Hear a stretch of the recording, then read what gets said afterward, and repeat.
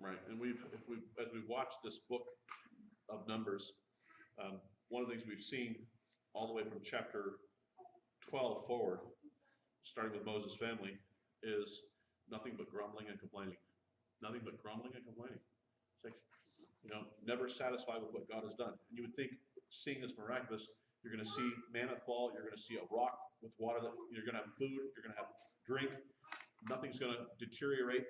And yet, in all of that, in seeing this miraculous, there's still not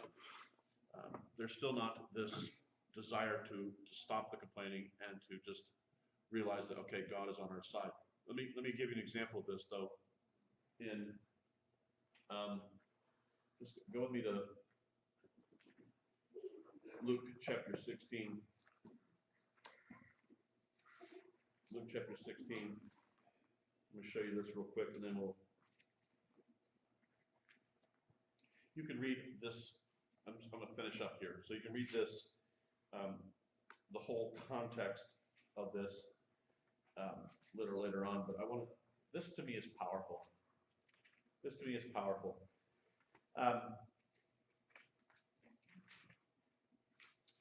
This is some would say it's a parable, some say it's not. I'm not going to get into that, but you can go with whatever you believe on that for a moment here. But my point is, these verses, we're going to look at verse 25.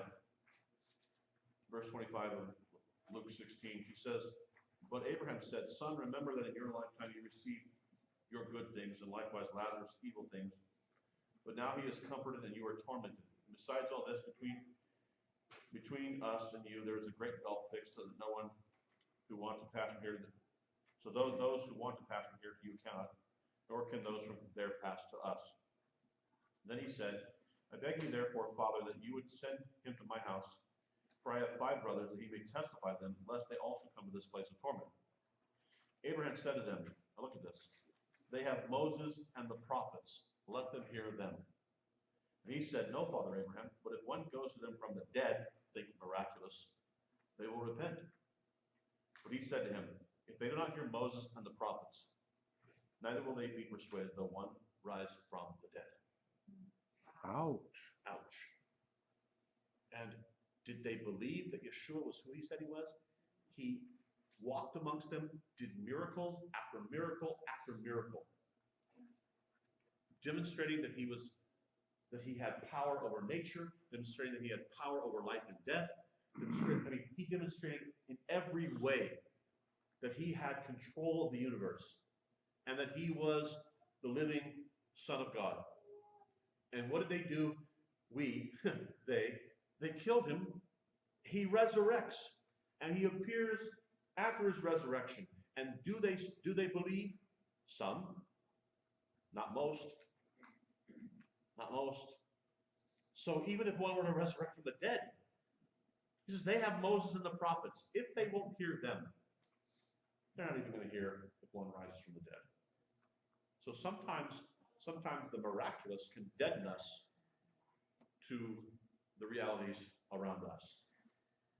Jeremiah, you had a question? Let's go a little bit back a little bit, but with the giving of the water from the stone, is there any evidence or theory of what time that was? If they landed on any feast days?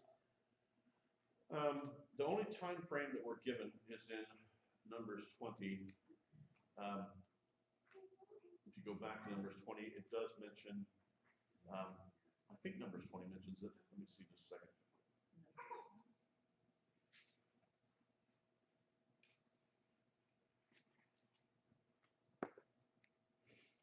Yeah, see, it's in the first month.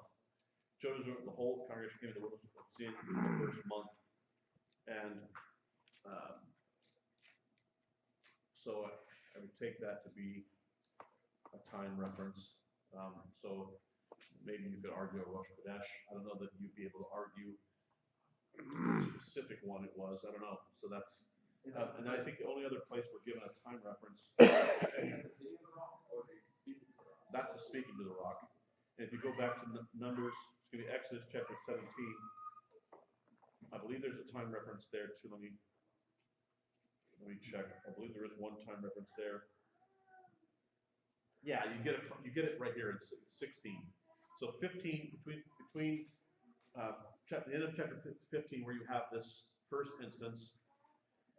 In chapter 16, it says, "And they journeyed from Elim, and all the congregation of the children of Israel came to the wilderness of Sin, which is between Elim and Sinai, on the 15th day of the second month, after they departed from the land of Egypt." So then, when you go to the opening of chapter 17, so then all the congregation of Israel set out on their journey from the wilderness of Sin. So they set out then. So how much time between the opening of 16 and this time period? It doesn't seem like it's a whole lot of time. So, but we're only in the 15th day of the second month of their coming out of Egypt. So the first one in chapter 15, they've been out 3 days. Okay, they get in the wilderness for 3 days. We need water. And here we're a month and a half out. Okay, so that's the only time references we get. So. All right, let's please stand with me for the traditional Eleni on page